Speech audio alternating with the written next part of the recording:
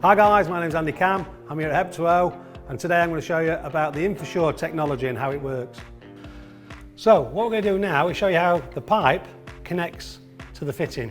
So what I like to do to make sure is put my pipe at the side of the fitting, mark with a felt pen where it's going to fit full socket. If I'm in a dimly lit area or something like that, I can't actually see that. I need to know that that pipe is full socket. So the clever people at Hep2O invented these, which are liners that have got little bumps on the outside. They've also got little bumps on the inside of here, so that when they wrap together, you can feel it and hear it. So I'll show you how that means.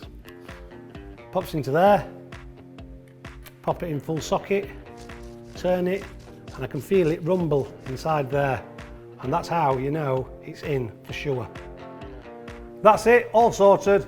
Give us a shout in the comments if you've got any questions.